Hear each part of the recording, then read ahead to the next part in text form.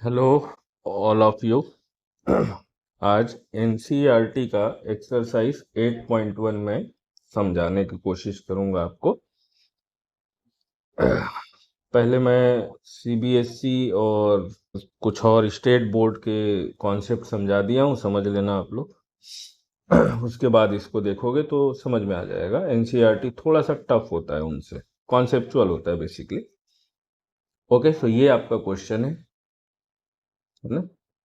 इसमें आपको ये एक चीज दी हुई है, एक ट्रायंगल दिया है, राइट एंगल ट्रायंगल, ठीक है, जिसमें ये वैल्यूज दी हैं ए टू बी 24 सेंटीमीटर और बी टू डी 7 सेंटीमीटर।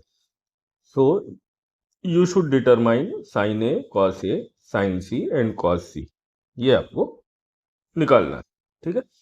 सबसे पहले हमको साइन कॉस टेन निकालने के लिए तीनों एंगल चाहिए, ठीक है। ये राइट एंगल है, ये दो एंगल पता है, ये पता नहीं है। अगर ये पता नहीं है तो हम क्या करेंगे, सबसे पहले पाइथागोरस थ्योरम लगाएंगे। पाइथागोरस थ्योरम क्या बोलता है वो आप यहाँ पे लगा दो, ठीक है। पाइथागोरस क्या बोलता है, हाइपोटेनियस का square equal to perpendicular square plus base का स्क्वायर, ये होता है, ठीक है। अब उसको यहाँ पे अप्लाई कर दो, हाइपोटेनियस ए सी, जो कि हमको निकालना है। अच्छी बात है कि ये राइट हैंड साइड में है, और इन दोनों का स्क्वायर है ना। तो इसको एग्जाम में वैसे ये क्वेश्चन आएगा नहीं, 1 नंबर का भी नहीं आएगा, लेकिन ये नहीं आएगा तो आपको 2 नंबर और 5 नंबर के क्वेश्चन भी नहीं बनेंगे। तो एग्जाम में कोई पूछता है तो पी स्क्वायर की जगह फिर आप इसकी ये लिख लेना, है ना, कि बी सी का स्क्वायर, फिर बी स्क्वायर के जगह में ए बी का स्क्वायर लिख लेना। अभी यहाँ मैं वैल्यूज पुट कर दे रहा हूँ। तो p का स्क्वायर इट मीन्स 7 का स्क्वायर प्लस इसका स्क्वायर 24 का स्क्वायर। ये सब सेंटीमीटर में चल रहा है ना, ये वैल्यूज लिखना आप लोग सेंटीमीटर, ठीक। अब 7 का स्क्वायर होता है 49 प्लस 24, है ना। 24 का स्क्वायर होता है 4 4 जा 16, मतलब 576। ये आ गया। इन दोनों को प्लस कर दो, प्लस करोगे तो 9 6 15, मतलब ये आ गया 625। तो ये हो गया 625। ये किसकी वैल्यू है, ए सी के स्क्वायर की वैल्यू है। अब आपको छोटा सा कॉन्सेप्ट है, ए सी स्क्वायर इक्वल निकल गया 625।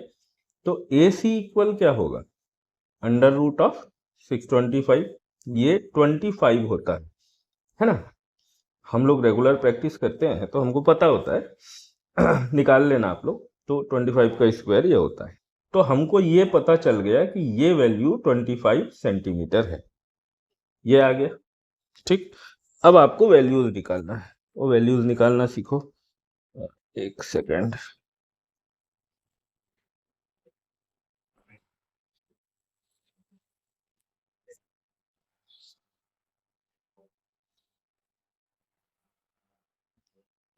ओके, फर्स्ट क्या है आपके पास, साइन ए, ठीक है।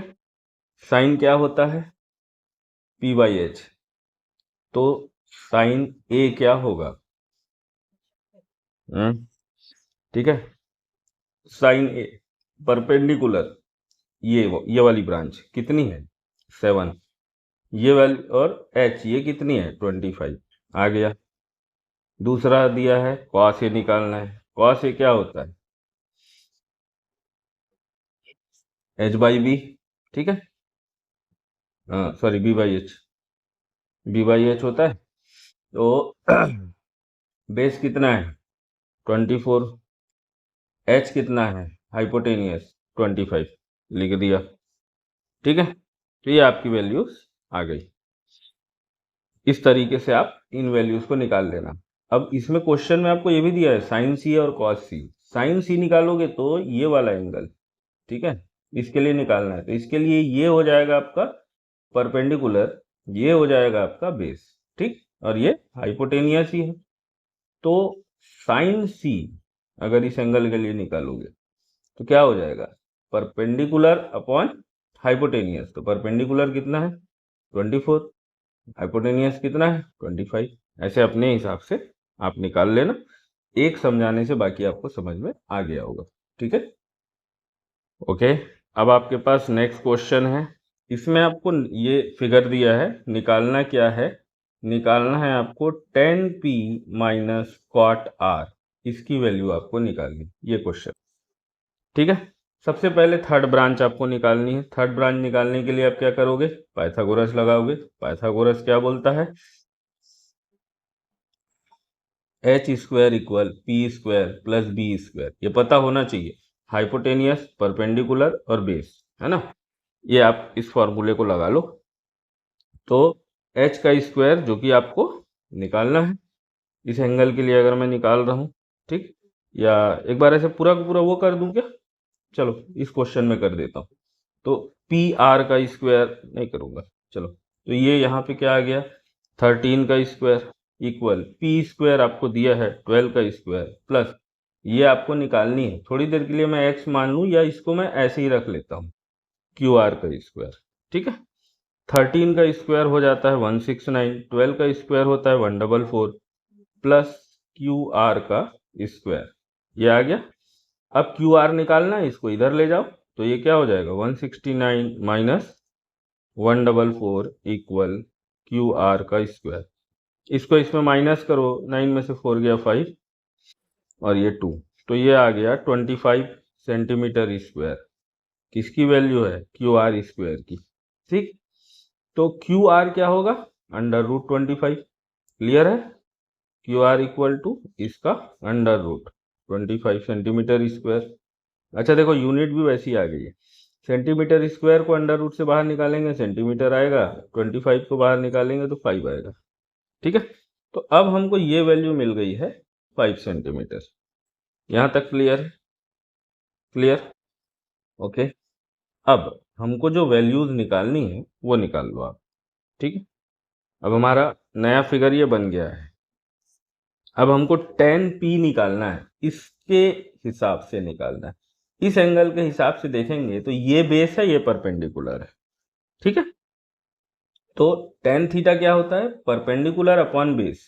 तो tan p लिख लो आप। tan p इक्वल क्या होगा? परपेंडिकुलर बाई बेस, यानी 5/12 सेंटीमीटर, ये होगा cot r। ठीक है, इस एंगल के लिए लो। cot का फॉर्मूला क्या होता है? जो tan का उल्टा होता है। ठीक है, tan का उल्टा cot होता है।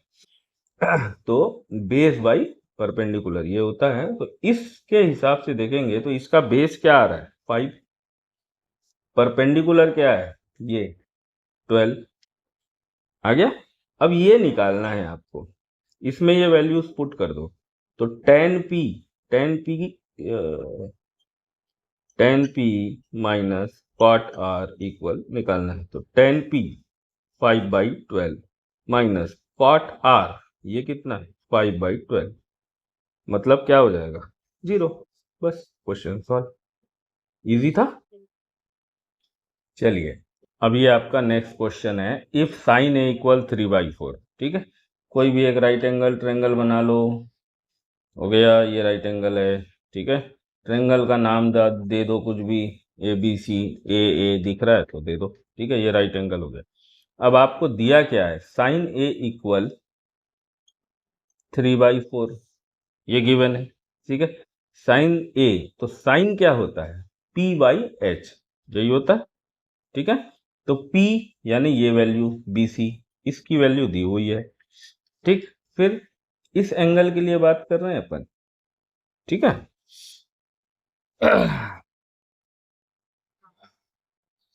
तो अपने को ये वैल्यू दी हुई है। ठीक है, BC की वैल्यू आ गई। फिर उसके बाद में हमको ये वैल्यू दी है, ये दिया है ना, तो ये दिया है 4। हो गया। अब यहां से पाइथागोरस लगा के निकालना है ये वैल्यू, उसके बाद ये वैल्यू निकलेंगे।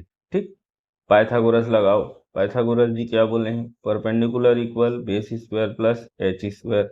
हो गया भाई, तो 3 स्क्वायर प्लस, है ना? अच्छा, एक मिनट है, आपको साइन दिया ना? ओके ओके, ठीक है, तो परपेंडिकुलर स्क्वायर है ना? तो ये क्या आ गया? इस एंगल के लिए ले रहे हैं अपन, साइन ए के लिए, तो ये इसका परपेंडिकुलर है। तो ये वैल्यू क्या आ गई? यहाँ वैल्यू रख दो। तो 4 स्क्वायर इक्वल, ये वैल्यू हमको नहीं नहीं नहीं नहीं, ओके, ठीक है। सॉरी, मेरी तबीयत खराब है।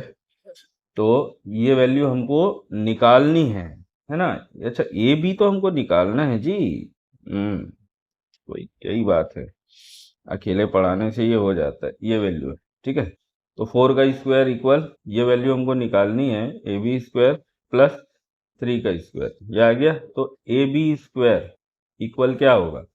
ये 4 का स्क्वायर और 3 का स्क्वायर इधर माइनस में चला जाएगा। 4 का स्क्वायर 16 और ये 3 का स्क्वायर प्लस में है, मतलब 9, तो प्लस 9 उधर जाएगा तो -9, ठीक है। 16 माइनस 9 7।